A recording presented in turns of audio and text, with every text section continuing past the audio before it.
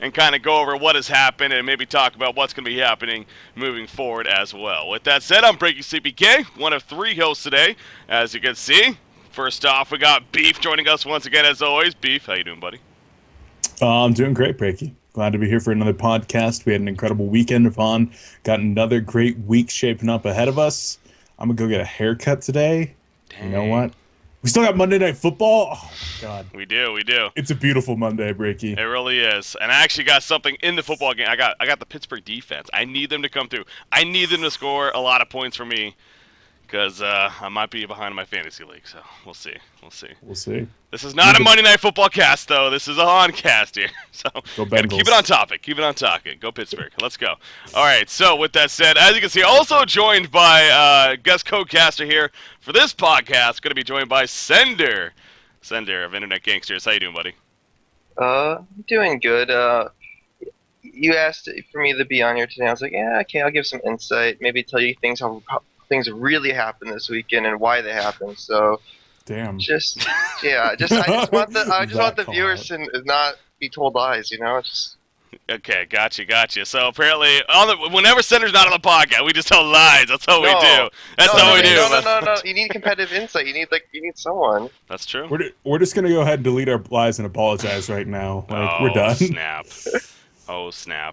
Breaky, delete podcast. It's done. It's done.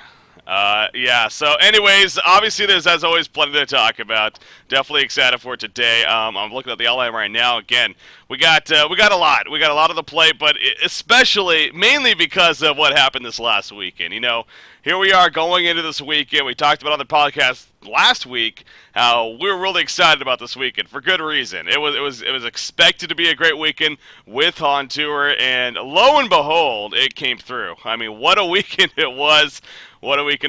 As far as other topics that are on the line, we're going to also be talking about things like, of course, the Sound Blaster Heroes League, not only how it's looking over there in Southeast Asia, but how qualifier number 2 actually begins this week. We got the Ultimate Series to touch on. Some other, again, back over in Southeast Asia, the G League, I believe their next cycle is going to be starting up here, so maybe preview that a little bit. But then also, Moon's Dream Patch. I know we'll talk about that a little bit, not going to spend too much time on that, but Moon Meander, yeah, he has some ideas that he wants in terms of balancing. A lot of ideas in terms of balancing. So we'll kind of touch on that a little bit, give our opinions and thoughts, and we'll talk about that later on. But first things first, of course, what we have to focus on is, again, Han Tour Cycle 3. Again, we expected it to be great, as my webcam is freaking out on me here all of a sudden. We expected it to be great. It definitely came through. What a weekend it was. In the end, Stay Green, of course, they did take it. They did take it 3 games to 2 in the grand finals, but there was a lot more to it than just saying that. Stay Green won it, and that was that. So let me pull up the brackets actually real quickly right here. For those that may have missed any of the action. If you did, shame on you. You can check out the VODs, though. Obviously, at the very end there, it says a double forfeit. That didn't actually happen. The brackets are just a little bugged here. It ended up being a 3-2 win in favor of Stay Green once again over Lion Esports Club. But I'll throw it around to you guys. We'll kind of get the discussions going. First off, Cycle 3 as a whole. Well, what really stood out to you the most about Cycle 3? Beef, we'll start with you. 2-1s, Breaky. Yeah. Full 3-game series were the norm and almost just unanimous all the way through. And it's amazing. It makes for great coverage. It makes for great hype. And, I mean, that was probably the biggest thing that really stuck with me was 2-1s all the way through. Mm-hmm. I would say SG looking weak, but this team's just never going to lose. It's just literally never going to happen. Oh my God! It's they really definitely they kept they were living on the edge as I put it pretty much at the very end there especially. Sender though, what were your thoughts about Cycle 3 as a whole? I mean, can anyone really say no to what Beef said? It was basically, I think the whole weekend every game went the distance. The grand finals went to 5. Mm-hmm. We had pretty good games for the most part the whole championship weekend. Maybe there's a few not good games, but most of them were pretty good. So it's just telling that the competitive scene is getting to a pretty even standpoint. Yeah, and I think that's the biggest thing to stress. In fact, we of course, Senator, you actually joined me all of yesterday, so that was definitely a lot of fun. we actually had Limp on. Limp joined us as far as the post-game interview was concerned after State Green did end up winning that series 3-2 in the grand finals. And he made the point pretty much right away that competition is clearly getting better. It really is. They don't feel like themselves that they're playing much different than before. It's really that the competition is ultimately getting better. And I think obviously as a caster, as a spectator in general, that it's great to see that. I mean, because, it can be great, seeing a team just absolutely dominate, but they've been doing it for so long, damn it. Let somebody else win. Let somebody else win.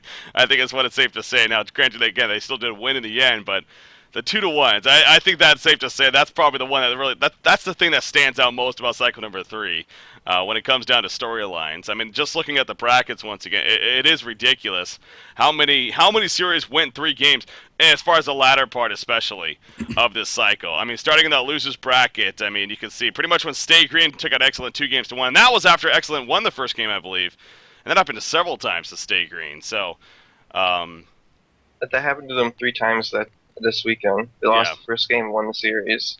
Is it 3 times? Was it 3 times? My team. I think it was Excellent.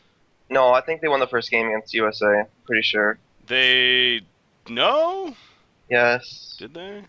I can't. I'm trying to remember now. Yes, they did. Okay, they did. USA ran the push. That's right. Yep. Sender's right. Yep. Sender's right. All right. Okay. So that's right. But still, so they came from behind 2 times then, after being down the 1-0. Obviously, the grand finals as well. On top of that, and another funny thing that stood out to me was 4 times against Lions twice, Excellent and IG. Lions twice. They lost to Lions twice. though. I was talking about losing the first game and winning the series. Winning the series, yeah. Oh, sorry. I thought we were just talking about losing the first game. I'm sorry, guys. I'm out of it. All over the place here, Beef. Come on, composure. Get together. Something else that actually stood out to me as well. Going into this cycle, State Green only lost 1 game individually. That was in Cycle 1 to Team USA. In this cycle alone, they ended up losing, I believe it ended up being 7 games in total. So, 2 cycles, they lose 1 game. This cycle alone, they lost 7 games, and they still managed to win the cycle in the end. So that to me is a very, very impressive stat. And talk about persevering in this cycle. So that was actually one of the things that I brought up in the game thread we did for the grand finals was they had lost more than in Han Tour Season 2, Season 1 grand finals, Garena Star League, and the DreamHack Summer 2013 brackets combined. Going into the grand finals, they had lost more. And I think you could actually add the last 2 cycles of Han Tour Cycle 1 on there, and that statistic still would be true. Yeah. And it's kind of insane. So lost a lot of games, but like you said, definition of perseverance coming back after like 6 2-1s or something like that in this cycle. Well, see, and the thing about that too, I know a lot of people bring this up, and we even talk.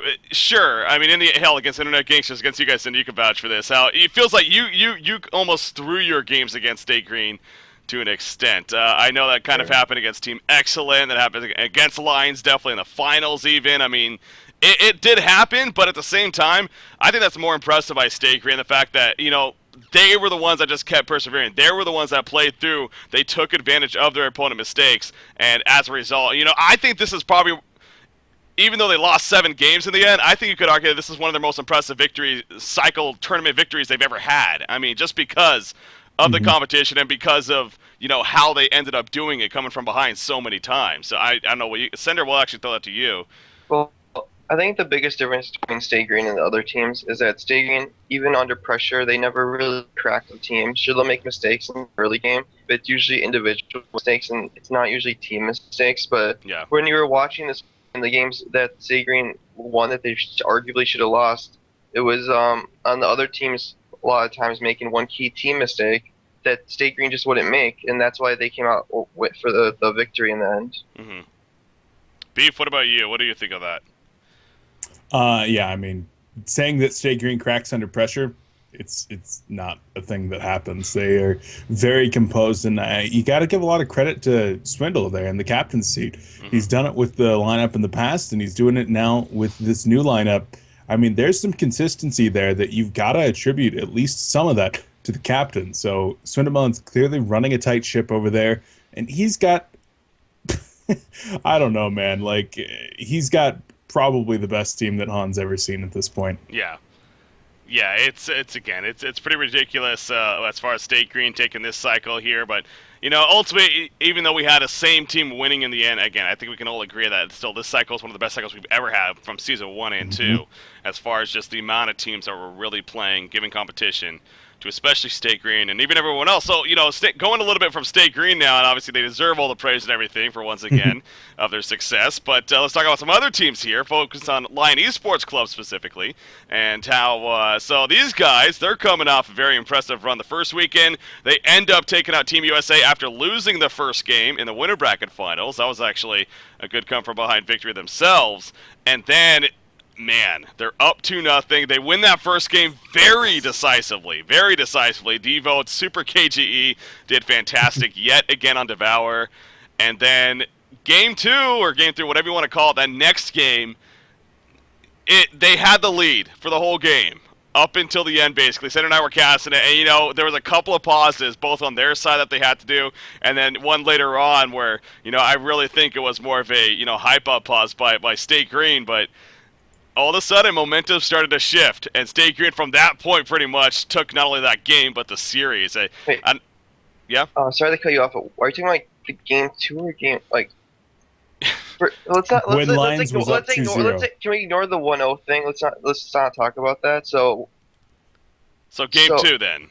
Game 2. Weren't they winning that game most of the time? Oh, no, it was game 3. So god damn it. Okay, so they were up 2-0 with, it was Devo Super KG's Devour. Then the next game was a Tremble game. That's right. The next game was a Tremble game. Again, now as you put it, Senator, that was more of a let's try something out. Didn't work. Whatever. We're up 2-0 going in.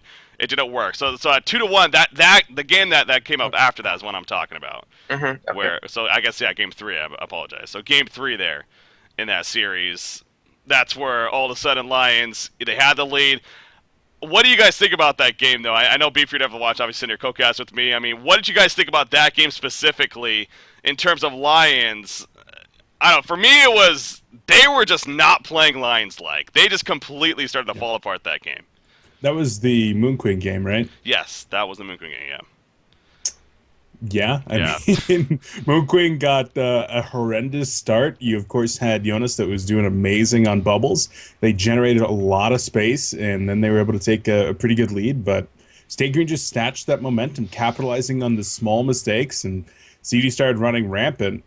Unfortunately, Lions, they just didn't have it in them to keep it together long enough. Maybe they got a little bit overeager. And I even talked to Hanskin earlier on, the previous weekend, and he kind of said, yeah, we got a little bit nervous at the prospect of beating this team. And that was the first weekend around when there weren't nearly 9,000 people watching them.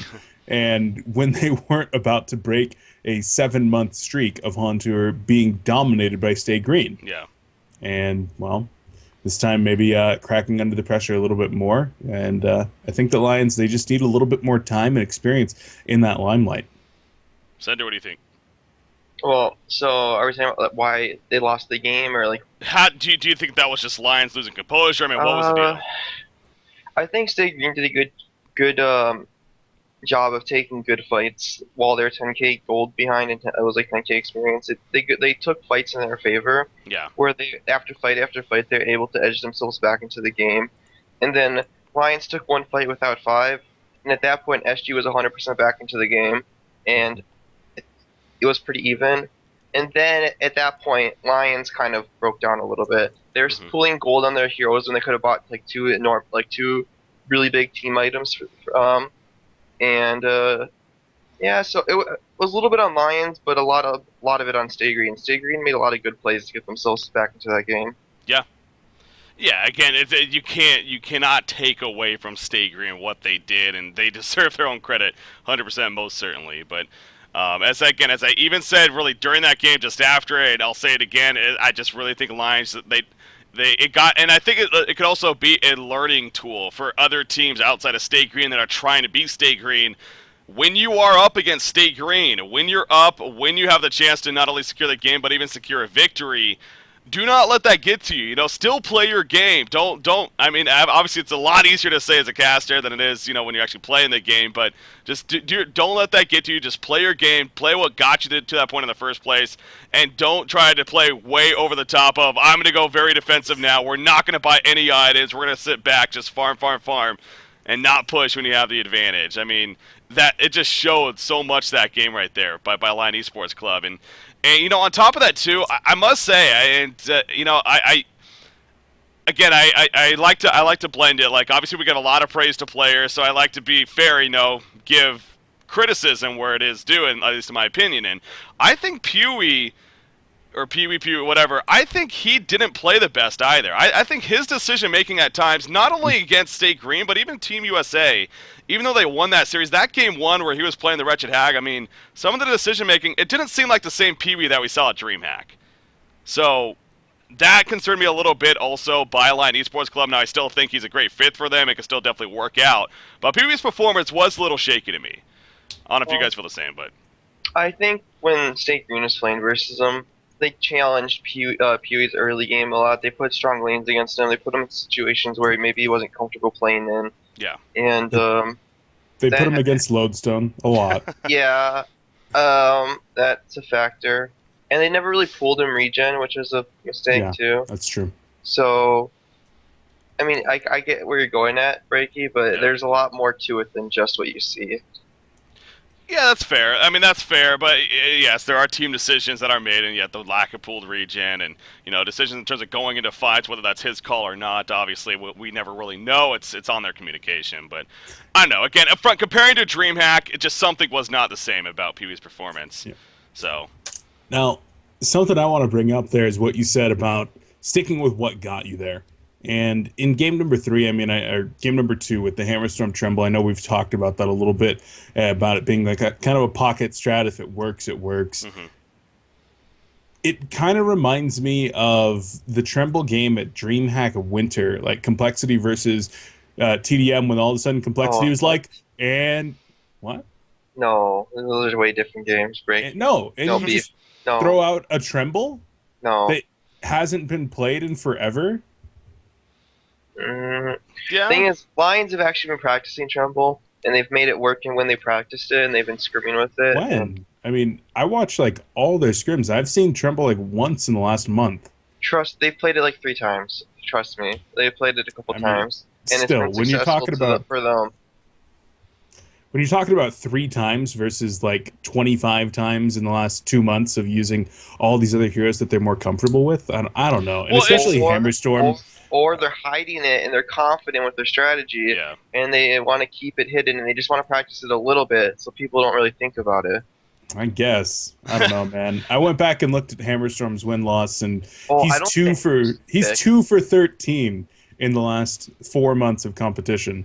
So, I mean, I think they did a bad job of drafting the core tri-lane, but like their other heroes made sense, and I get where they're going with the Tremble pick. And I may not agree with it, but I see where they're going with it. But I don't like what they did with the tri-lane. That was like miserable. Yeah.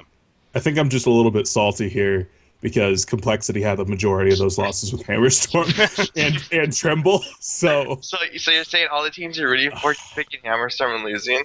Yeah. It's the curse of the Hammerstorm, man. Like, I mean, it's just as real as the caster's curse. It does go back. I mean, this is definitely a little more hindsight. I don't think it's I personally don't think it's a problem in the end. But, you know, even though you are up 2-0, this is the grand finals.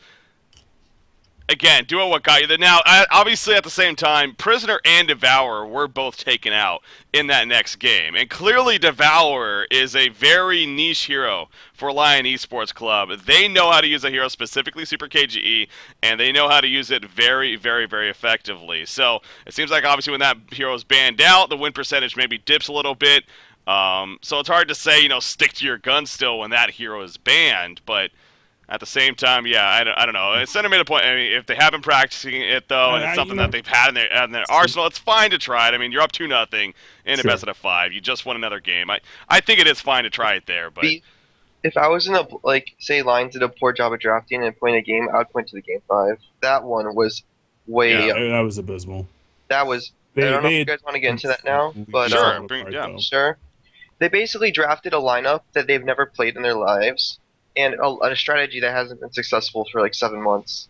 And they drafted in a way where their middle lane had to dominate, otherwise they were in trouble. And Can you give me the lineup? I don't even remember. the 5. Hags It was the left silhouette Pebbles game. mid. I think they had something in the jungle. I'm pulling up the replay right now, to be honest. So here, just find out just a second. But I know it was silhouette top. that's right. It was the silhouette game. Yeah. That's like literally all I can remember, though. They had a Hag offlane from Jonas. They had a silhouette top that was sticking to Lodestone, who didn't get full regen, and Lodestone got 2 true. full regen. And then they had a Tempest in the jungle, and then a Pebbles Pyro mid. So this is basically, like, remember old like trademark from DreamHack Winter? This is like one of their core strategies. That was that team. Yeah. And the two differences about those two teams, the Lions and that old trademark team, is trademark would never go for team fights. They would dodge for like 40 minutes, and they would look for solo picks and free kills. But where Lions is, they want to keep constantly team fighting, and when you pick these heroes, it just doesn't make sense, and they didn't really play their strategy as it should have been played. That's very true. I mean, I do have it pulled up right here. So the Tempest, Pebbles, Hag, Pyromancer, Silhouette, and what you said at the end there though really definitely shines. That is not Lions' style of play. They had to play more of a passive style, but they were keeping on going. I do remember even bringing that up in the game, or something you brought that up, that you could just tell that they just wanted to make fights happen, but it just didn't make sense the times they were trying to pick them at all. Silhouette was not able to get any kind of consistent farm that game, mainly because of that. So yeah, that's true. Yeah, definitely this game is, as I even put it, I think it might have been the most one-sided. Sure, I guess that first game though, Lions definitely did stomp Stay Green quite well too. So, this just, you could also tell. I mean, Lions, not only the way they play, but again, here they are. They were up 2-0. All of a sudden, it's 2-2. Like I said, the pressure was all on them. I mean, there's no doubt about that. The pressure was all on them to win this final game, and clearly, they weren't able to overcome it. So Stay Green, they do take it. Sender, how hard is it to draft against a team like Lions that does have so many of those niche heroes? I mean, they have Prisoner, who's not exactly a niche hero at this point, but then you throw on something like the Devo and Nymphora that most other teams just do not run, and if you give those heroes to Lions, they will tear you up with them. Yeah. Well, the thing is about Lions is this isn't supposed to be like hurt their feelings or be like bad manner or anything, but their heroes like Pebbles are just not as strong as their heroes such as Devo. So the thing is, heroes you have to ban against other teams, you frankly just don't have to ban against them.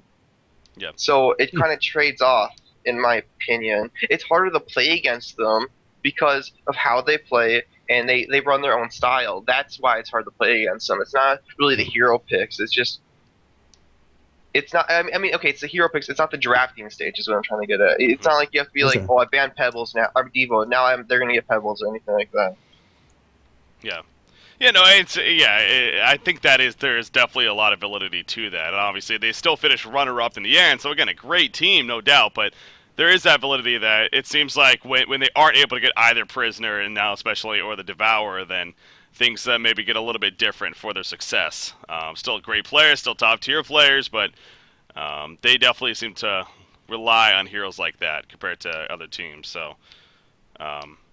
Hey, again, with that said, again, they still finished runner-up, so they in the end, you still got to be happy if you're Lion Esports Club. Again, the first 2 cycles, they finished 5th, 6th place in the first 2 cycles, so definitely a big improvement going into this cycle, but, it does have to suck at the same time, knowing that you were so close to taking first place over Stay Green, and it was just a little too far away, apparently, so...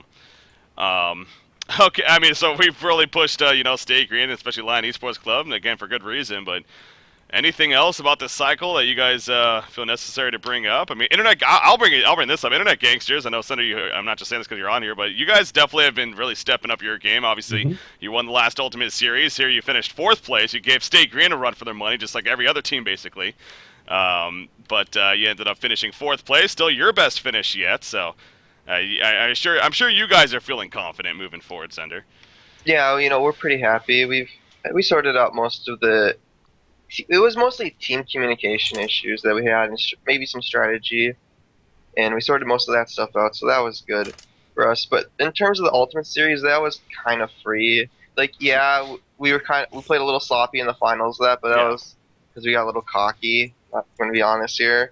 I mean, you saw it. Like, we didn't play like that when we played against Stay Green, so that was pretty evident. So Icon of the Goddess picked up on Tempest. I think Codex, that was serious, or an but Assassin Shroud on it was mostly Kraken. like how other stuff we did, but it didn't really matter. But I'd pick it up with some Moon Icon of the Goddess. That's true. But something I really broken. wanted we haven't talked about, but I was actually Team USA. At least that game too. I was really in love with that game. I really liked the lineup they made. If you remember that game, the Soul Stealer game with Tempest Keeper. Against Stay Green, we're talking about. Yeah, they ran like the 5-man heal, DS Rally, MOA. I'm pulling it up right here. That game too. Let's see. I believe this is it. Yep. Yeah, it's right here. So, looks like Team USA. They ran Bubbles, Soul Stealer. Wait, are you talking about this one? Yeah. Bubbles, Soul Stealer, Keeper, Glacius, Tempest. And it was Rally, Ophelia, War Beast, Demented, Master of Arms. Yeah. Sword Shelf had the God ults. Team USA won. Yeah, those great soul bursts. A little bit of flame, but though I wanted this. God dang it, Beef! Like, that's not why I wanted to talk about that game. Why I wanted to talk about that game is because I feel like they drafted in a way where they could beat one of the most powerful lineups in the game. Well, you're right. You could miss every Soul Stealer ult, and you still looked fantastic. It had to be a pretty powerful team. Well, SG missed their timings a little bit, but still, most teams just lose to that lineup in 10 minutes. And I just wanted to point out that B-Kid, whoever his idea was in that draft those heroes, did a really good job, and they also executed it well. Well, this is also the game, remember, too, this was the one where Zai sent his Tree Dogs to Kongor, and Soul Stealer denied the creeps. I think he ended up with 3 souls. So, again, it's a small number, but that's where Soul Stealer's really weak, if anything, is that very early on game where he's trying to build up souls. The fact that he got 3 right off the bat is an extra 6 damage, and I mean, it definitely enhances from there. So, and it should have been like 5 or 6. Unfortunately, there was some miss CS and Kongor stunned the creeps, but I mean, it's clear that there's some viability to running that strategy, at least on the Hellborn side. And I think Soul Stealer as a whole, he's the one player still that is or even is bringing it back, kind of Soul Stealer against push lineups. Has Nox been playing it? I haven't seen Nox personally play. A lot. Well, I think the difference is when, actually, I feel like when that team picked it, or Team Excellent, it wasn't in this kind of scenario, where this scenario was like, we need something to deal with push. It also needs to work with our lineup, where Team Excellent was just picking it because it's a good hero, or he can take off, and he did work. They had like a Tempest or something, but it's just when Team USA picked it, I just liked it a lot because it countered the Legion's lineup, plus worked in their own lineup at the same time. Yeah, Team USA, again, another one of basically every other team, it seems like, that had a chance to beat Stay Green, but in the end, obviously that Game 3 then went to Stay Green, so moved on there. But yeah, no, I do agree. Obviously, Team USA, speaking of them, they finished 3rd place. You can't go to have this conversation without talking about them finishing 3rd place, so they're doing very well. Obviously, the penalty that they've received have definitely hurt their overall standings, at least earlier on in the season. But as it is still early on. We're 3 now out of 10 cycles total. As long as everything goes fine from here on out, this is a team that's has a good chance of even being 2nd place. If they play out just fine. I mean, their skill definitely still carries them very, very well. And Zai is always a lot of fun to watch. He had I think that was against Lion Esports Club, the game where he ended up going the Shrunken Head Brutalizer. Let me see if I can pull it up right here, real quickly. Actually, it was the Shrunken Head Brutalizer that he ended up building, and Restoration Stone on his Keeper of the Forest. I think that was even the game 1 against Lion Esports Club, if I'm not mistaken. Yeah, here it is. He got a Savage Mace at the very end too. So that was he definitely did a lot of work for his team that game, especially against Lions. That was the first game that they ended up winning. So Zai still an impressive and a fun player to watch. And again, he's still 15 years old apparently. He's been that age for 3 years now. So not bad. Waiting for him to grow up. Waiting for him to grow up. Just like Pan Man, he's always going to be 37. He's stuck there forever. All right, so that's I think we've basically covered a lot about Cycle 3. I mean, I know a couple people in chat brought up about TMSR and their disappointment. I mean, we talked about that last week. They weren't even in this weekend. So yes, that was very disappointing for TMSR and Too Much Sugar. I'm sure they're going to kind of bounce back. By the way, I've heard rumors. I don't know if it is official. I've heard something about Fitzgay no longer being a part of their team. Do we know anything about that? He quit. Did he quit? I don't know if it's He official. quit on. That's kind of the rumors that I've been hearing as well. Yeah. This was just something I just heard kind of through the grapevine, as we'll call it, but I don't know. There was talk about at least one player was going to be either quitting or no longer on the team or whatever. So, from my understanding, it was going to be Fitzgay. Again, I don't know how official that is by any means, but I mean, I'm pretty sure they officially that Tankafet's on their team. Is he? So, okay. I don't think I'm pretty sure Fitzgay's quit on. I think he's just moving on with his life. Okay. Moving on with his life. So, if Tankafet comes on the team, does he play jungler and Moon moves to primary support? I think that's what they're doing. Or that's what they're trying out today right now. I think. Interesting. Yeah, I mean, I've seen that roster scrimming throughout the week, so definite possibility there. Well, I assume that they're going to be in the Sound Blaster Heroes League. Do we know if they're actually in that qualifier this week? They're actually not. Are they not? Okay. Yeah, Wait, they were aware, but they had some real life commitments that were going to get in the way. Gotcha. So they said we'll get it in the last ones. Well, no, yeah, there's still going to be 2 more after this, so I'm not too concerned for them by any means. Mm-hmm. But we'll definitely get a good idea going into Cycle 4 then. So this weekend, I'm sure we'll have a good answer. Yes. As far as what maybe and how they're going to be playing with that new roster. I know a lot of people always a fun team to watch for good reason. A lot of star power names on that team, but yeah, this last cycle it definitely showed their vulnerability. As far as a very disappointing result for them. So. I mean, they lost to a team that wasn't even considered a team. Yeah, basically, in Afraid, it was kind of a new Afraid team to an extent. Well, I was told they were just playing for fun. They didn't even scrim. They just showed up and played on. Yeah. That's what I've heard. Although, at least part of that team is playing an SBHL qualifier next week under the name Animosity. Who's playing on that team? Hanny, Fabelli, Fabunko. Hold on, let me look. Oh, looks like the brackets are up for that. We'll talk about that, actually. Yeah. Before we do move on from Haunter, though, I got to give a shout-out to our Bronze EU champions here. VDT, featuring VN Sensation, Flensmeister, Probusk, Slapped, and Mickey, holding it down in Bronze. I think they're going to be stomping their way up to Diamond. Nice. But, I mean, that's kind of one of those things that they formed a team, and now they have to play 3 cycles out of Diamond before they can get in there due to some rule changes. They still get some points, adding up obviously, so for the standings. So it's not the worst thing in the world, but that's just how it is. Obviously, if you have to remake a team. Well, the thing is, unless you think you can compete with Stay Green right now, points don't matter one bit. That is definitely true. I mean, because so what? It's a first place team goes, and then I think it's 2nd through 17th place. Compete in a 16-team bracket for the other spot. So yeah, as long as you're top 17, you're gonna be good. So yeah, I'm sure that's definitely a team that has all the potential in the world. As long as they stick together and make their way up, then they will be just fine when it comes down to the points. So speaking of that, speaking of the bronze, so we also got that. I might as well pull up the other divisions. Give shout outs to those teams real quickly. We had the silver division champions. It was Canex in Paris, so congratulations those guys. Don't know anything about them, but Canex in Paris, I guess. Gold division, I'm not sure.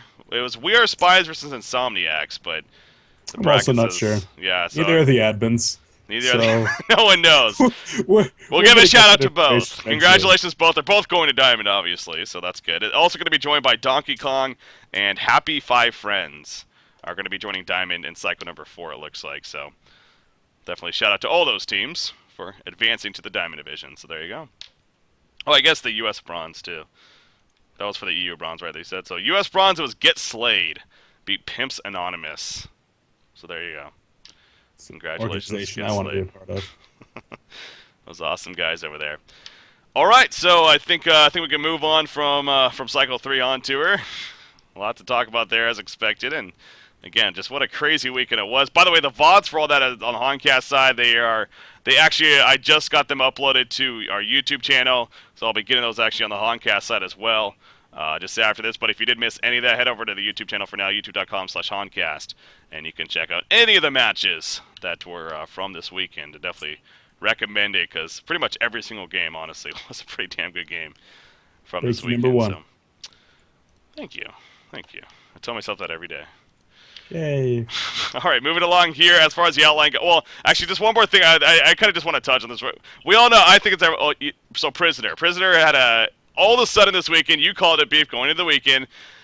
He was going to be a hero that was going to be I was a little skeptical because I'm just like, okay, last weekend he wasn't even really touched, so I was not sure. But no, you were right. I mean, he was basically banned every game. The few times he was picked, he clearly dominated. He controlled the pace of the games. Now, I will say, you know, I had the chance to talk behind the scenes to people like Doc Kaiser and WZA, obviously, and kind of get their opinions. I actually talked with them today specifically about this, amongst other things.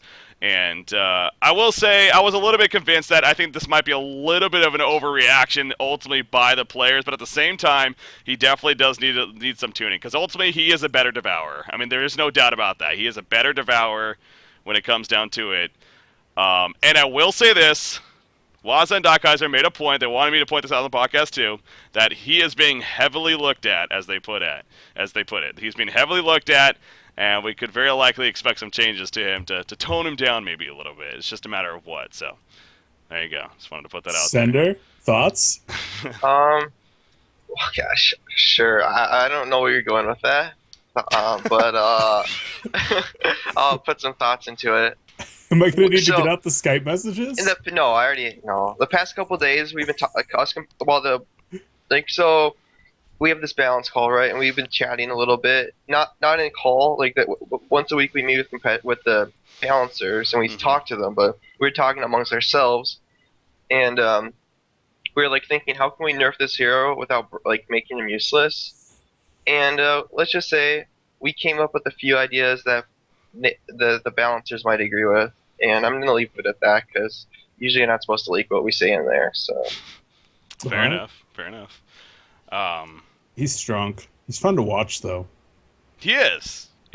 When he first came out, I like his avatars personally. I know that's kind of just a weird thing, but I think it's just a fun hero to look at, to watch, and both playing in his avatar. So I hope that he continues to be seen no matter what changes do happen to him. That's obviously, and I something else that actually Doc Kaiser did want me to bring up too, was the fact this is kind of similar, at least in their mind, that to Drunken Master. They were comparing it to actually Drunken Master when he first was brought onto the scene, in the competitive scene. He was a very dominating hero. He was a very, this guy does a lot of damage, a lot of physical damage up front. And as a result of just immediate reactions from pretty much all the competitors, they did nerf the hero, and all of a sudden he just died out, like he was never seen again, and still to this day. So they're using an example like that as a case of we don't want to completely overreact to this situation, is what it comes down to. So again, whether that could be debated for days, I'm sure, but just want to put that out there. That's just something they wanted to stress. So there you go. That's the deal with Prisoner. All right, I think we can move on though to the next topic here, which is going to be the Sound Blaster Heroes League. We'll start with the Southeast Asian scene. We'll start with the wrapping up of that. So speaking of that, I didn't even say this just yet in this podcast, but after this podcast, whenever that may be, probably another 45 minutes or so, we'll be casting replay cast of the finals of the first qualifier for the Southeast Asian section. That was between Orange Esports and DC Fabulous. So speaking of that, those two teams, they qualify for the group stages. I don't know if you got the chance to watch that, Beef, but wait, were you casting with me for that? No, I solo casted that. That's right. Anyways, yeah, you watched though, so you watched. So, do you like the chances of these teams? I'll put it that way. You like the chances of these teams, perhaps, in these group stages? Wait, who are the two teams that? DC Fabulous and Orange Orange. Esports. Yeah, Okay. Orange definitely people should know. You got Shuyu, Mike. What is Captain Mike? Captain Mr. Mike Ghost? is not on that team. Not Captain Mike, Mr. Mr. Ghost. Why did I Ghost? say Captain He Mike? plays Yeah. Dota 2. I wish it was but, Captain Mike. And Kindler? Kindler, Shuyu, Kindler, Mr. Ghost. Nick Ox. There was another Nick Ox. That was the other one. And then there's a fifth I didn't really recognize, but Yeah, I don't really remember either. so those guys definitely we know a lot about. I mean, they've been around the scene for a while, so I'm honestly expecting decent things out of them. But DC Fabulous, didn't recognize the players. The series as a whole was a little bit They play different. I mean, that's a no one. They play different Yeah. over there. They play different. So Yeah. As far as them doing well in the group stages for Soundbuster Heroes League, maybe.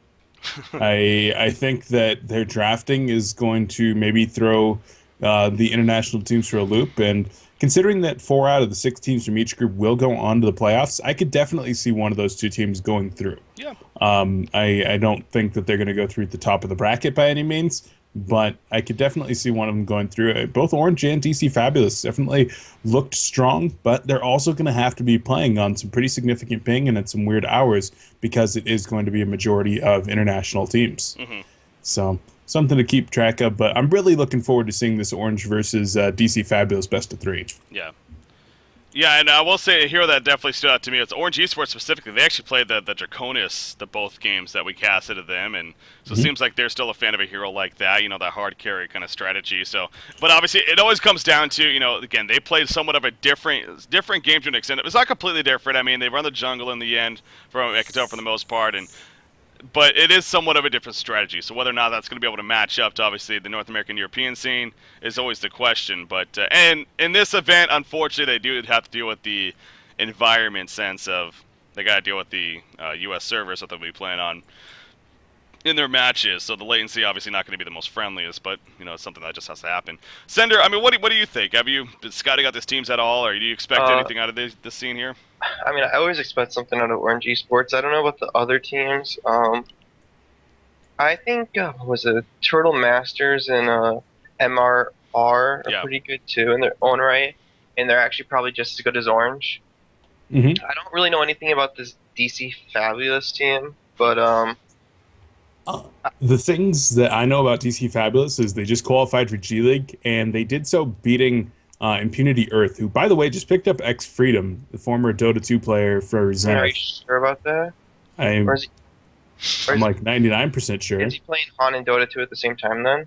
I don't know, but I've been told by a couple different sources. Would it be the first player too? I've been told by a couple different sources, and I saw him on their roster at least. He was, but when you're playing when you're officially on LGT International and you're going to be living in a team house for 3 months with them before you move to Army, you tend to think he's quitting his Han little debut. We'll see. I don't even know who the hell you guys are talking about, so I'm useless in this conversation here. But yeah, so who knows about that? But they beat Impunity Earth was the point that they're qualified for G League, so which is again the diamond equivalent for of Han Tour over here. So. For them. So yeah, DC Fabulous, that's what they're about again. I didn't recognize any of the players personally, and their play style, they do seem like a team that I personally am not expecting a whole lot out of them. I'll just say that up front. I mean, I think they, especially compared to Orange even, they were a little bit weaker than Orange Esports. So with that said, I'm very interested. I have the replays obviously, but I have not even looked at it remotely. I'm not a fan of knowing what I'm going to be casting beforehand, of course. So I don't know how it turns out, and they match up against Orange Esports, so who knows? Who knows how they'll play against them, but we got to find that out after the podcast. So maybe after watching that, we'll have more opinions. I don't know. On these teams. All I know is that there are a lot of good teams left in the Southeast Asian region, and there's only 2 more spots for SPHL coming out of SEA. That's true. You already talked about teams like MRR and Turtle Master. What about teams like Impunity Storm or Myth S2Y? Or Impunity Earth, or just any of the other 15 G League teams. Like, it's gonna be interesting. Yeah, I think the fan favorite is no doubt Impunity Storm. Like everyone wants to see them ultimately in the group stages and how fun that would be. But I don't know. I mean, obviously they had Emperor join the team over there. We talked about that in last week's podcast, but the Emperor's Impunity team, they ended up falling apart. He joined Nova's Impunity team, Nova Impunity Storm. And so it's him, Nova, and then 3 other Thailand players is what it turns out to be. So we'll see how they perform in G League as well as that next qualifier. Which that next qualifier, by the way, that's not until the last one. So that's the beginning of October, I believe. 4th. So we do have a little bit of time before. So that does give them practice time going into it. So that is the good news for them. So we'll see. We'll see how they do. But anyways, again, that's going to be after. So definitely stay tuned for the replay cast of that. Sticking with Sound Blaster, let's move on to the North American European scene, and as I was talking about, we do have the brackets up for that region. It looks like it doesn't kick off today. Okay, there's a lot of buys obviously in the first round, but there are a couple matches that are set to happen today. But looking at the brackets, we do got definitely recognizable teams. Teams like Team Excellent, Internet Gangster, Swag Nation, that VDT team that you're talking about, Animosity you mentioned, Justice League, Call It Karma, and then Lions is thrown in there. So definitely a solid amount of teams. Obviously, Stay Green and Team USA, they already qualified, so they are not able to compete in these events. And then on top of that, so I guess the only name that really stands out is kind of TMSR. They're not in this event that we talked about. And then, no, they're the only team that's coming to mind, at least. If you guys get to give another one. But TMSR, 007, Ready for a Miracle. But really, from probably the top 8, just TMSR missing. Okay. Can you link the bracket? I'm just having a little bit of difficulty finding it. Sure. Let me actually put that in the chat here. But I'm really looking forward to, once again, I mean, round of 8 matches are looking great here. We're even going to have some pretty decent round of 16 matches coming together. Once again, maybe BRB 3 minutes. BRB 3 minutes going to have a bronze finals rematch here against Swag Nation in the round of 16. Well, that's fun. Yeah, so... Wait, BRB 3 minutes, they were in bronze? Yeah, BRB 3 minutes versus Swag Nation was the bronze EU finals. Oh, really? I thought they were in, I could have sworn they were in gold. Wow. Unless it's just a different team. Okay, maybe not then. Oh, that is kind of funny that they match up. Hopefully they beat Nipple Liquor. First round matchup. Some of these names, man. How do they come up with some of these names? They're fun. Nipple Liquor, Jesus. All right, so that obviously is starting tomorrow. It's really going to get interesting for this. And I believe, Beef, you're planning on covering a Honcast?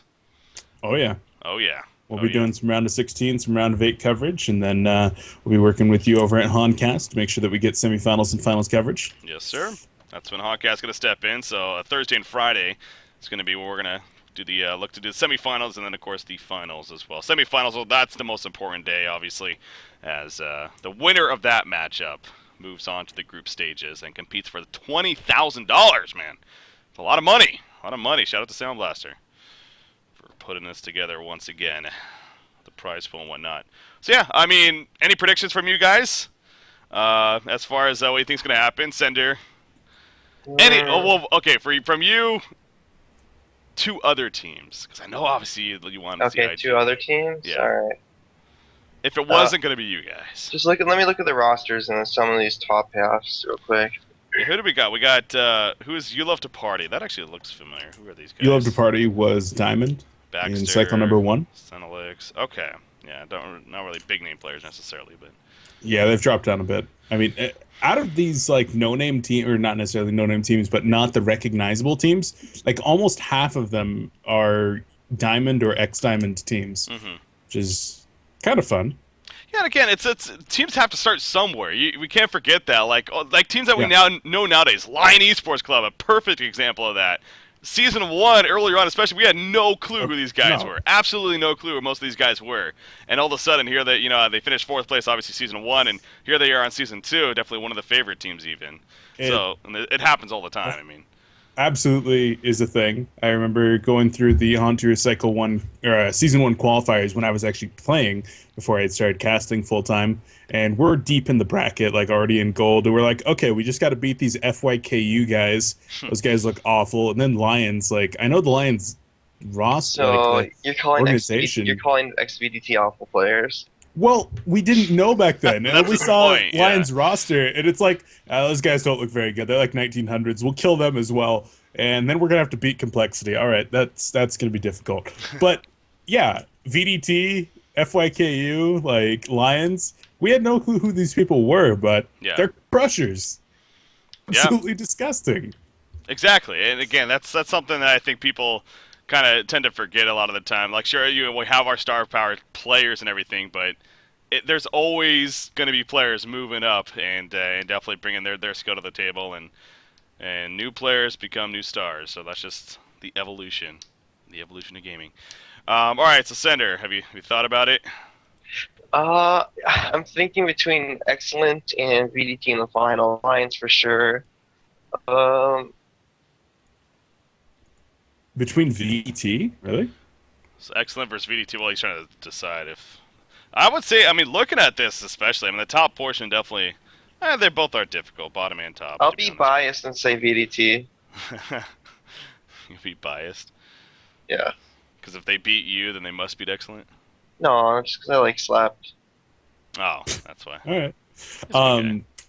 Yeah, I mean, for me, it's either excellent or internet gangsters coming from the top side, and then from the bottom, you've either got Lions or Justice League, most likely. I mean, it's kind of a cop out, but I'm gonna go with Lions and IG.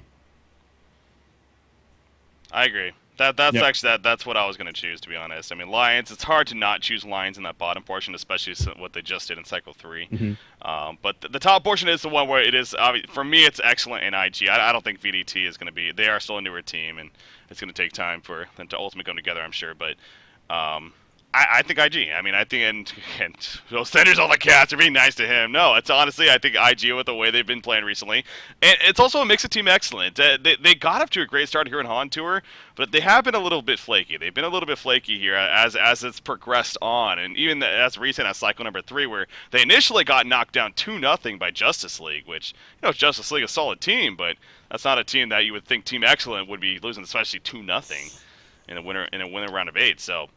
I'm going to go with IG. I think they have the momentum as of recently, so coming from that winner's bracket, but who knows? I like it. Wait, coming from the winner's top bracket, I mean, whatever. Winner's top. Okay, we got beat by SG in the, I think, round of 8, but yeah. Yeah. So when we lost to SG, I can live with that. Yeah, exactly. That's actually a good point. You guys in Cycle 3, your only losses were both to SG, so not too Speaking shabby. of rematches, looks like we're finally going to get our IG versus VDT match, maybe. The one that was forfeit last week in the Supposed to be the semifinals Ultimate of Series. Ultimate Series. Those guys. So hopefully going to get epic that one there in the round of 8. Speaking of, just touching on Hunter a little bit and Stay Green, actually, you might not see it. He was messaging me on Skype. He wanted to stress a point. This is actually an interesting stat, too, how in cycle number 3, they played 8 games where they were on the verge. If they lost that game, they would have been done. They played 8 games. What? Where they would have been done. Oh, and they won them all. No. That's ridiculous. It's ridiculous. Wow. It's impressive. It is. Impressive. I would have crumbled and died after 1 or 2. The thing is, they just never faltered as a team out of all those 8 games. It's pretty impressive. Yeah. That's good stuff. Anyways, okay, so back to Sound Blaster. Again, so giving our predictions there. We'll see. Again, this is just qualifier number 2 of 4 total. So if you don't make it for this one, obviously there's still 2 more chances. But, teams like TMSR are going to be waiting on for the 3rd or the 4th one. And then who knows what other teams are going to start popping up. So sooner the better. I think State Green and USA very happy that they're already qualified. And they got that taken care of. Not after worrying about it up until the group stages. So God, those group stages, by the way, that's gonna be a lot of fun, man.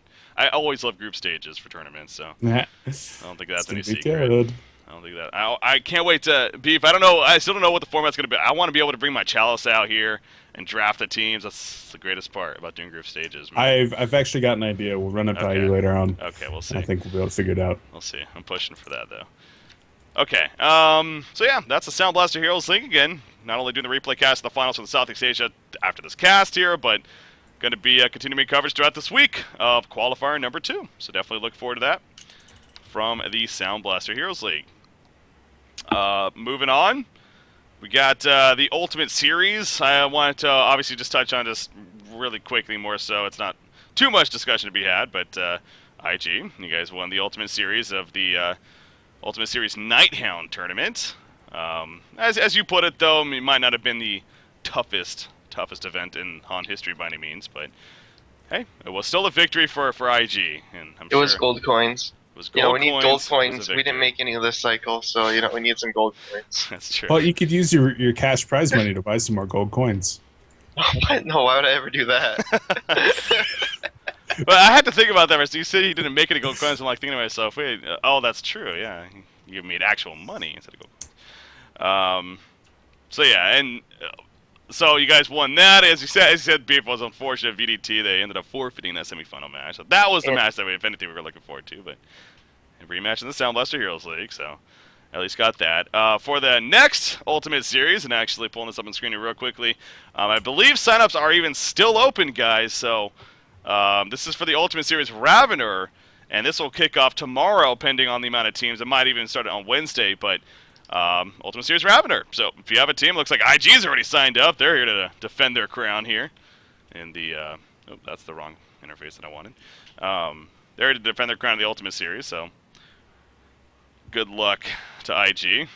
So far the teams, not too many big name teams, but again, these are just fun events. It's not like expecting this to be always the best of the best teams by any means. It's a fun event, so get your 5 friends or your 4 friends together, play some Heroes of Newerth, damn it, and competitive fun. This is a great time to do that. So, Man, I want to compete. I might compete. I know, exactly.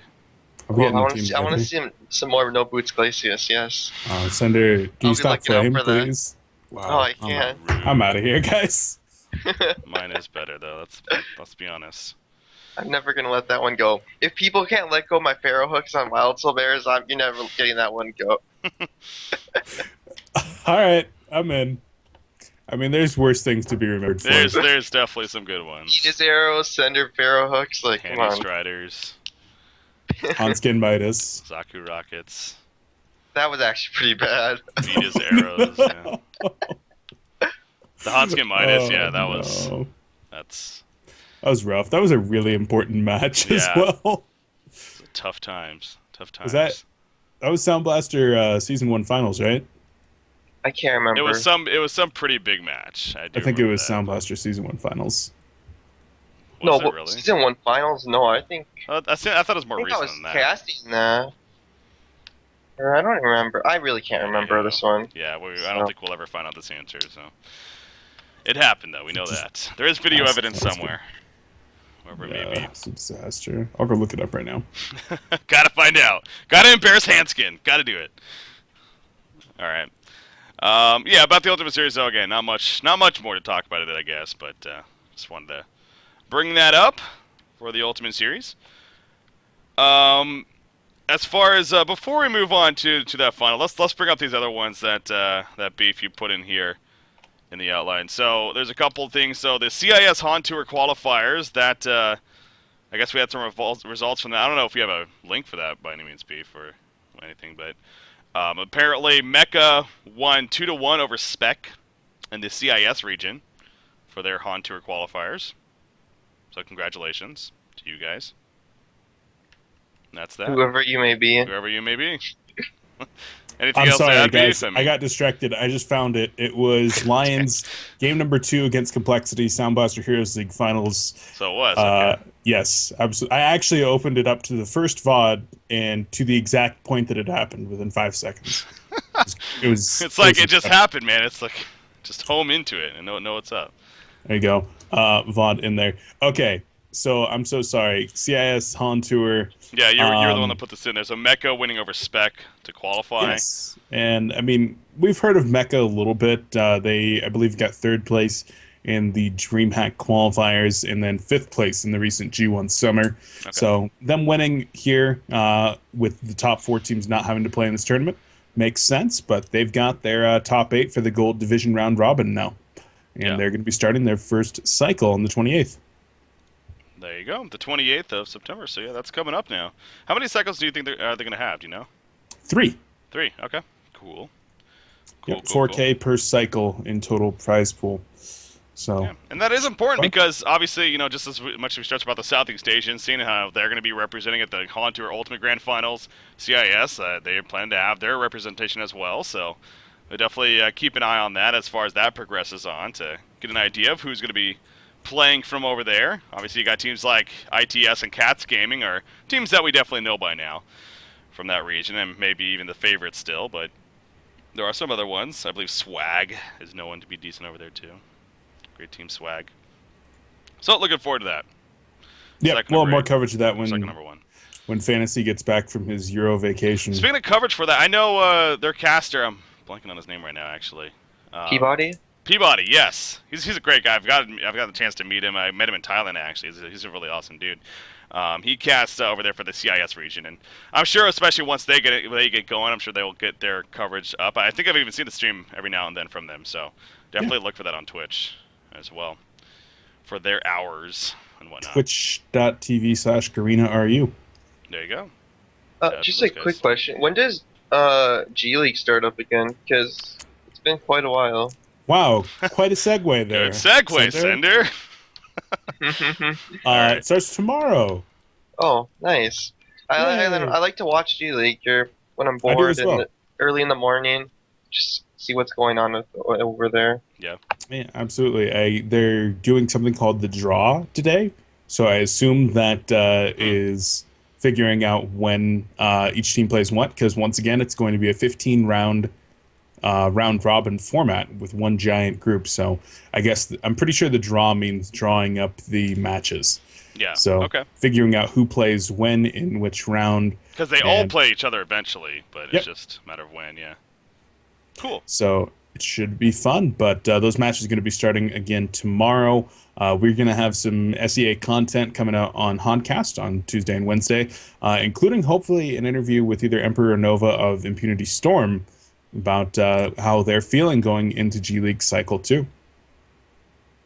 Oh, I do want to make a correction. Vlado's pointing out, one of our subscribers actually, that Peabody apparently is no longer Akamai is the new CIS caster. I don't know who I met then in Thailand. Was it Akamai or Peabody? It might have been Akamai actually, because that actually sounds familiar. That sounds even more familiar. Anyway, I'm glad I didn't say anything because I'm unaware. When I was playing DreamHack, it's about to get loud. Peabody being in my game, so I'm sorry. What the hell just happened? I don't know. I think was Beef that? Did Beef just pull a testy? It's about to get loud, and then all of a sudden crap falls. My door just closed. My door just slammed shut. I could see it moving like the wind was blowing the door. And I'm trying to hit my mute button, but I couldn't do it in time. I'm not clutch, guys. You're not? I'm sorry. Well, that Counter-Strike lately, still not clutch. Got demoted back into silver. Anyway, but CIS casting though, so definitely look for that, whoever it may be. So the G League you were mentioning, okay, so it starts tomorrow, the round robin format again, obviously. So the 16 teams, and so it's one of, again, I believe it's a 4 cycle. I believe we confirmed that. Fantasy talked about that last week, so it's a 4 cycles total. So this is the second one of 4, and obviously Impunity Storm, they're going to be the big team to watch over here in the North American European region, at least, with Nova and Emperor now, as well as their 3 other Thailand players. I feel so bad just saying that because I don't know their names though. But Nova and Emperor we recognize, of course. So that's going to be fun to see how they have progressed and moving on. I've got high hopes for them. I do. Nova Impunity Storm before they picked up Emperor. I mean they finished 6th place, I think, of 16, and that's definitely not bad. They were 2 spots out of qualifying for the grand final portion, which the top 4 make it on. So, I mean, they were also in 1st and 2nd the entire time that they had their original roster, and then unfortunately lost a player 5 rounds in and never got a full-time replacement. They were just using ringers. That doesn't help. So we'll see. I mean, with a full-time roster now that's all living together, can be practicing together, it's pretty insane. And I mean, I saw actually a post on Nova's Facebook the other day where they had a blog from a journalist that was doing a day with them in the house, and it's pretty insane, their regimen. I'm actually going to try to pull that up right now and get a link. I was going to say, I saw a picture of them like all together in the room, and at their computers. Noah's in the middle, and the guys surrounding him like the captain role. So, let me see if I can actually find something like that. But it seems like they're doing very well over there. Insider blog from Team Girlaxies. Team Girlaxy. That's clever. Apparently, so I don't know if I can. Yeah, I just threw a link up in chat. Tab. So these are them at their desks, sitting down. Not the best picture, but link in chat. Let's see what this is about. Oh wow, okay, cool. You put that in the Twitch chat? Yeah. All right, cool. Yeah, so this is, I guess, a Eat, Sleep, Train. This is the life of Impunity Storm. Look at this. I love it. Warming up. They usually wear slippers when stretching. That's awesome. It's Yeah. it's sitting here laughing, but I seriously like it's cool to see because this is definitely part of esports that I think is definitely overlooked a lot of the time. Obviously, you think esports, you think computer games, you think just sitting back, sitting on your computer and just playing the game and nothing more. To train yourself to actually be, you got to be being in physical shape as well. It definitely helps. I mean, it can definitely help just make you ultimately feel better, helps your mental state ultimately. I mean, so it is cool seeing that and obviously knowing Emperor personally even. I mean, this guy is just ridiculous when it comes to his physical resume. So it helps, Yeah, I'm sure. Nova's Cool to see that. Nova's in great form there with those calisthenics. Does Nova seriously wear his gloves and bandana everywhere he goes? At Pretty least sure. for every It's picture. just I saw that. It's just his look. At DreamHack, he did that. I mean, in these pictures, has that. Even when he was in the pool, not being at the match that one time, he got out. He just- already had a bandana, glasses, and gloves on. It's just good to go. This is really cool. I'll actually probably look at this later and.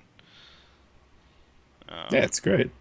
Yeah, cool. I think this is a good way for people in the Western scene to see how seriously Yeah. esports in the Eastern scene. This is Yeah. really just how they play in China and in the Southeast Asia area. Yeah. That's awesome.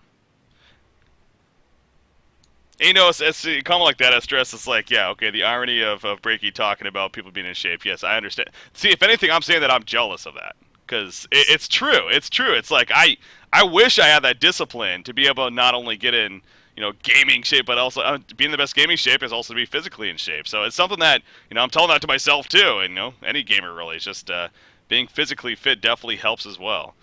Just when got to it get comes to that drive performance. going. Exactly. Got to get that that drive, that self-motivation, and the discipline is the big thing too. So perhaps one day for me. Perhaps. God, I love KFC though. Love KFC. Can't give it up, man. Breaky, please. You're corrupting All right. an entire generation of Han viewers right now. Okay, so yeah, it's great to see what they're doing over there. So definitely check out the link, and I'll be reading it later on. Yeah, that pretty much covers everything else that we wanted to talk about from the competitive scene that's going on right now. So I guess we can segue in. Again, not planning to spend too much time on this, but maybe about 10 minutes or so. We'll wrap up the podcast with talking about. Well, okay, so where to start with this? There's a lot. There's a lot. There's a lot. Let me just make sure when he actually did post this. It looks like, so this was posted on September 13th, so only 3 days ago, so on Friday it sounds like, so going into the weekend basically. That's when he posted this. What I'm talking about is, of course, Moon Meander. He posted what he calls the Moon Meander Dream 3.3.3 patch. Basically, it's ultimately something that he put together, which I'll say right off the bat, pretty impressive. I mean, he clearly put a lot of effort into this. Whether the changes are great or not, whether you agree with him, I mean, the fact that he went through this effort to put something like this together, and it's pat on the back for sure. Definitely took the time to put this all up. So it was interesting seeing. Now I am going to say right off the bat, I personally have not looked over really any of this. I've skimmed through it, but Breaky. honestly, I'm not going to sit here and read through a whole thing that may not possibly have any effect anyways. But so I'll start with that. But I'll throw it to you guys. I mean, have either you or Sender even, have you guys actually looked through this, and have there been a couple things that maybe have stood out to you, or you're kind of on the same boat as me? I've read it, but it's not like I can recite it. Yeah. I can recite it all from memory. Actually, a few of these changes I think are being looked at. Okay. And, And that's awesome. well, there's That's a few really that cool to I hear. wanted in the game for a long time, and maybe with Moon's additional voice, I'll be able to put them into the game. Let me work off of that, Center, because that's actually here. So I'll start with this. Okay, I went over to actually Waza and Doc Geyser this morning, going to the podcast. I wanted to make sure that I just want to get their ideas on not only just a couple other things in general, like Prisoner went out, but also get their opinions on this Moon Meander patch. Because first, I'll make it very clear. I mean, they read this basically when it came out. I mean, so for people that think that Moomian or Doc Kaiser sit behind their computers and don't look at anything from the scene and just on the weekend they go home and never look anything on, that's absolutely not true at all.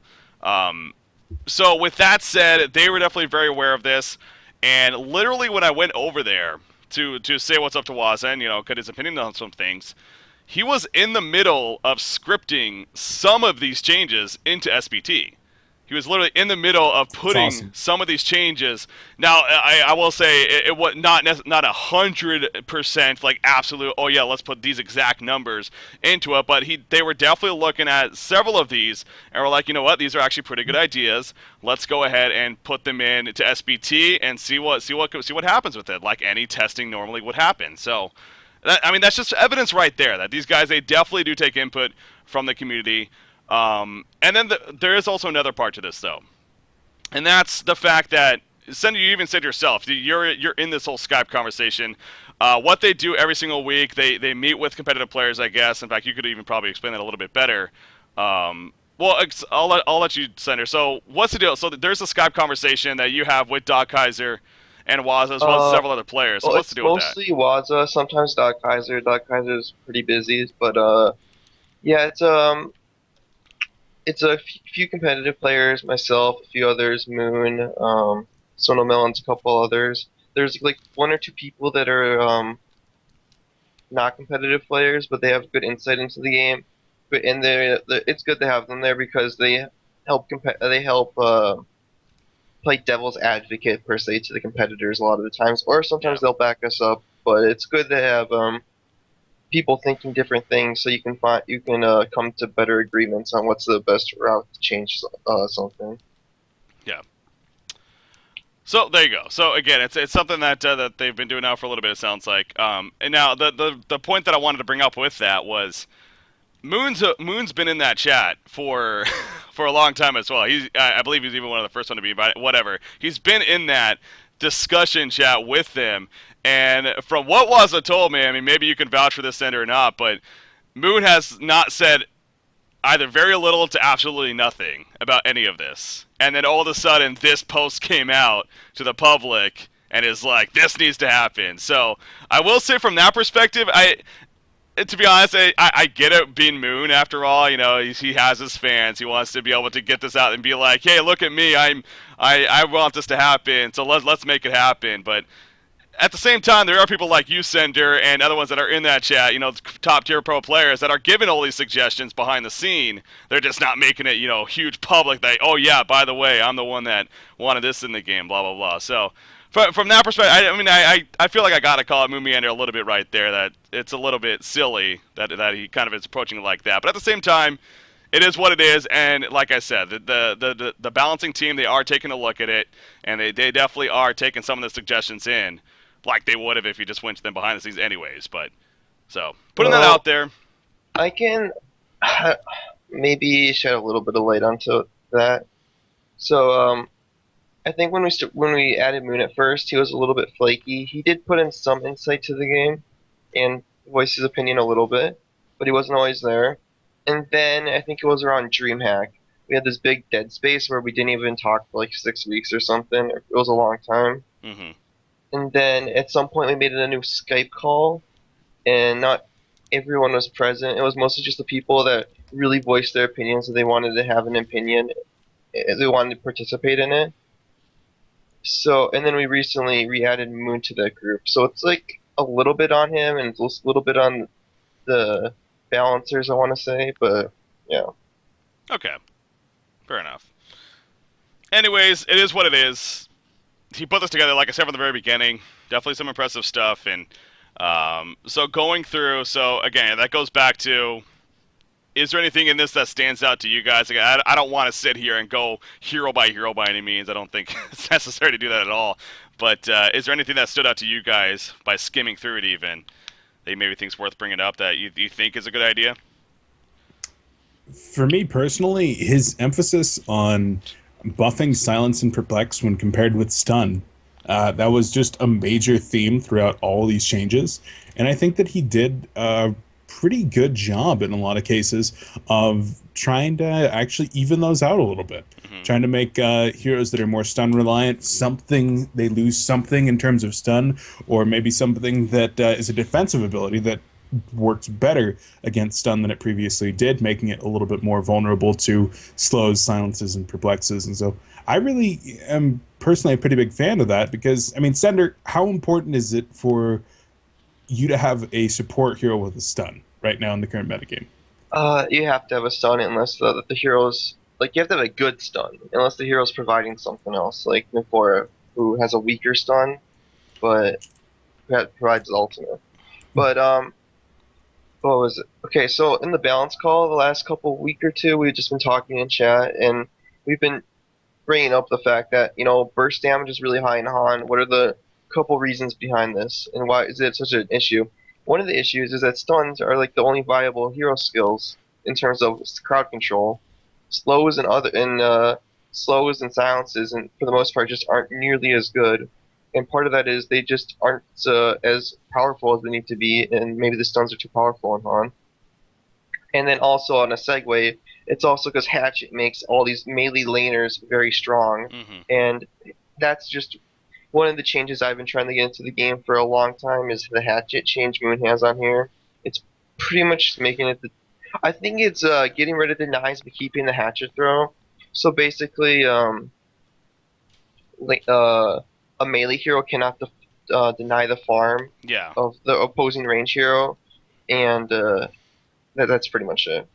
So yeah, I actually pulled it up right here. So yeah, the Log Hatchet bonus damage no longer works on denying creeps, basically.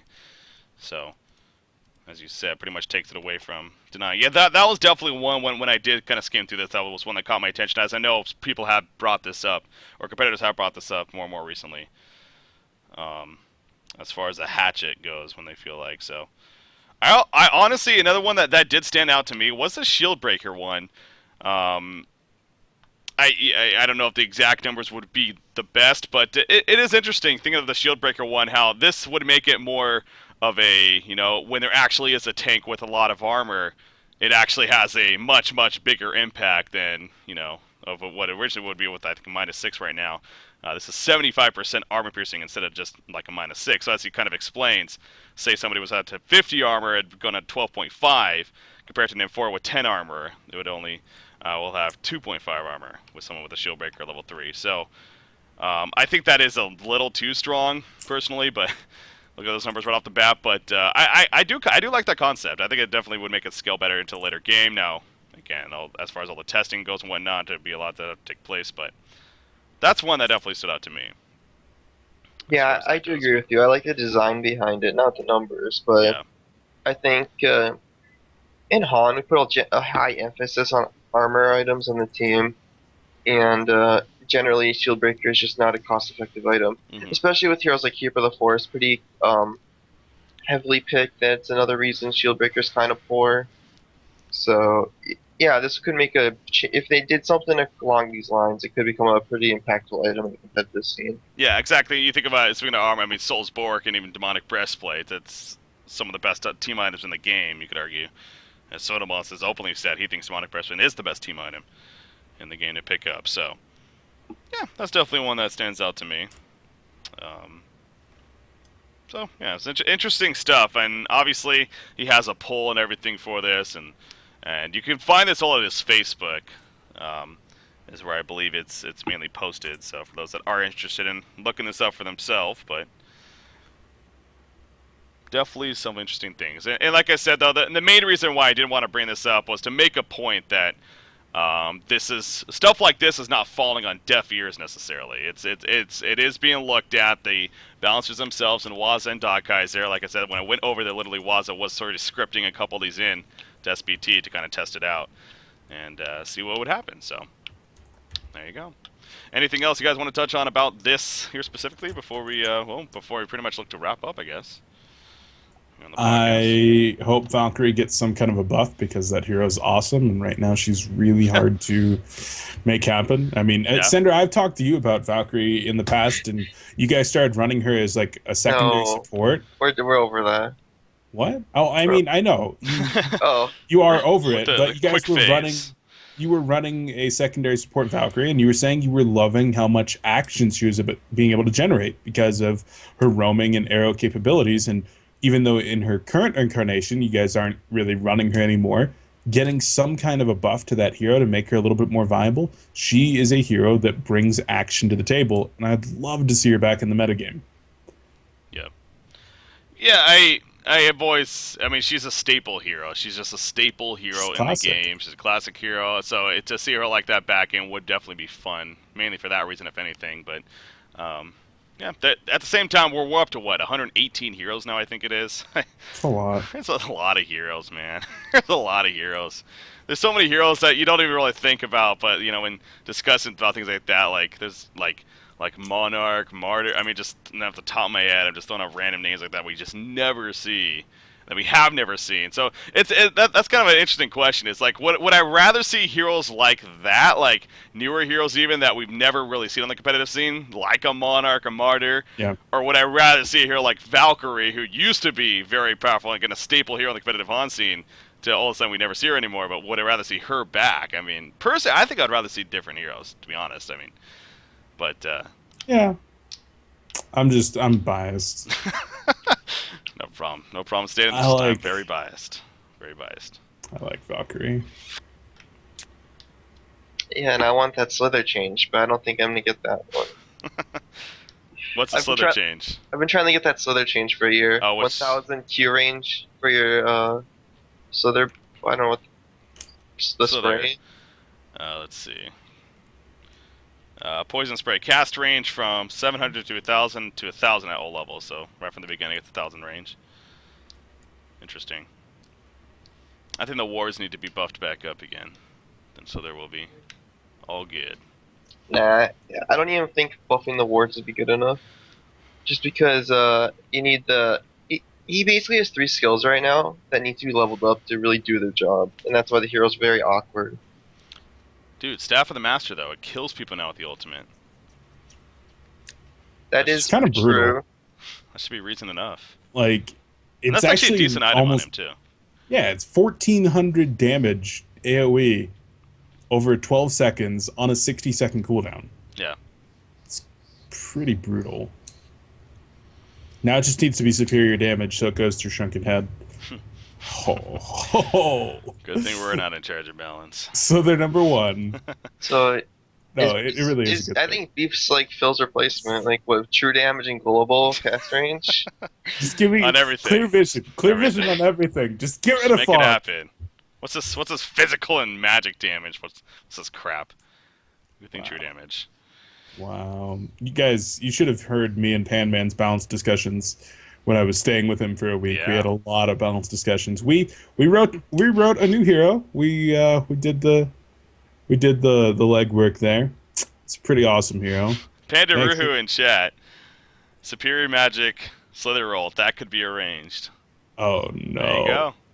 Oh no. What are we doing? That'd be so Panda. Oh my god, why would you ever suggest something like that? Like, oh no. Oh yeah. It's like, wait a second, that's a good idea. I'm in. That might be just a little bit overpowered. Might. Just a little bit. I'm in. But isn't that what the hero needs to be overpowered? Exactly. I think so. We'll go with it. Sure. Yes, that's what the hero needs to be viable. I'm a buff now, nerf later kind of guy. Exactly. Don't worry about what may happen. I mean, Legionnaire for freshing ultimate. Come on, just put it into the game. See what happens. Just push it in. Come on. It's probably the most fun mid wars I've ever played. On my stream we played it all Legionnaire. All Legionnaires new with Staff of the Master. It's a cluster. I mean, you literally just sit there spamming R and Q and because you can do it over and over and over again. That's awesome. You keep killing people. It's hilarious. The Riftwalker one looked pretty fun. Yeah, no, those have been a lot of fun. I mean, I think it's actually cool how we've been doing a different one each time, because people have this idea in their mind that's like, oh, you got to do either Devour or maybe like Prisoner now, or just a certain couple of heroes. But yeah, try a different. Like we tried Martyr. Oh my god, or not Martyr. Empath. Empath was hilarious. You can actually you can have 4 empaths inside an empath. That actually works. We found that out. It doesn't like multiply the buff by any means, but you can have 4 empaths inside an empath. They're testing Han here. Can you have 4 essence links going? Yes, it's hilarious. That's pretty cool, man. It was awesome. You just got chains flying out at the other heroes. We're amazing with doing stuff like this. It's just amazing. It's a lot of fun trying, and I'm definitely looking forward to continuing that. And yeah. So, anyways, that just sounds OP. It was hilarious. I want to see a 5v5 empath battle like in one body. It was hilarious with also the walls just coming up. Like you would go for a rune and all of a sudden like 5 walls would just surround you. You don't even know which one's yours or theirs, and it's like you try to run through one and get blocked. It's like because you just have absolutely no clue because there's no color difference or anything. So yeah. So speaking of that, I think I plan to do more of that today after the cast. But before that, I do gotta do that cast in between. Okay, I think we're good though. Yeah. I think we've definitely covered quite a bit right here. So, I think we're good to start wrapping up, unless you guys have any absolute something you really want to talk about here before we move on. Nothing? I think I'm good. I've said a bit. Yeah. We've talked a lot. Yeah. We've talked a lot. It's good. All right. Center needs a webcam. Yes. I have a webcam, but the thing is I moved my laptop, and it was just too awkward for me. Yeah. Oh, okay. oh no. You moved a laptop. What an ordeal that must be to move it back. No, It's it's almost as if big. they're made to move. I'd have to unplug everything. I'm lazy. Yeah, well, first world problems, right? All right. Let's start wrapping up. Sender, with that said, any shout-outs, any final words you want to make here? Yeah, sure. Let's see. Shout out to IG, of course, my team. Can't forget them, or they'll yell at me, and I don't want to get yelled at.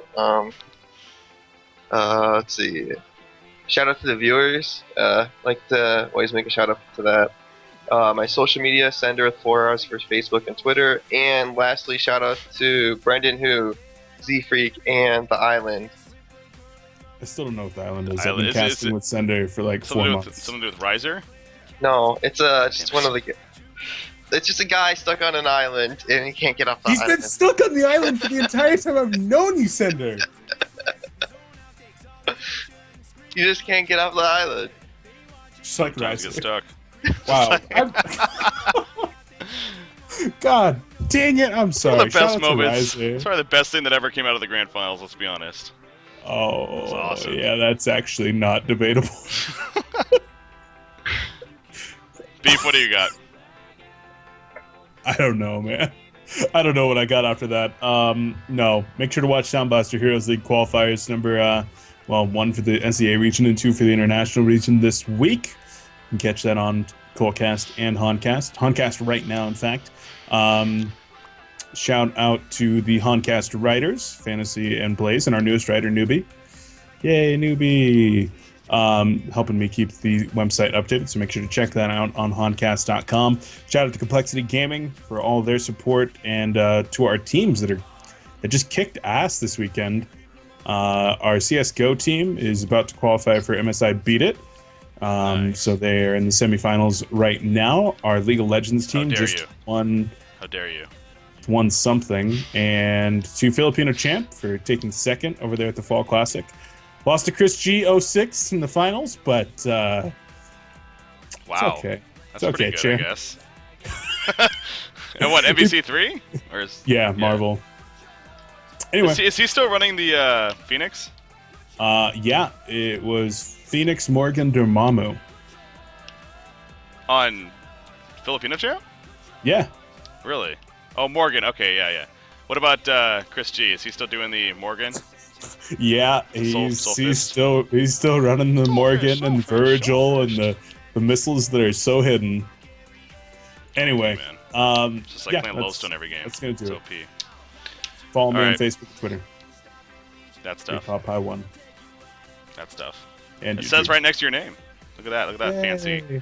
graphic that we have here today. All right. As far as for me, definitely, ladies and gentlemen, thank you for tuning into the podcast. As always, the Honcast Podcast. Again, we're going to be coming right back, though, here in Honcast. We got that replay cast we're planning to do in the best of the 3 Southeast Asian qualifying finals for the Sound Blaster Heroes League. So we are going to be right back. So I'm not going to go all emo here and give all my, like, oh, bye, everyone, because we're coming right back. So really, Not even necessary. Anyways, ladies and gentlemen, thank you for tuning into the podcast. Stay tuned, though.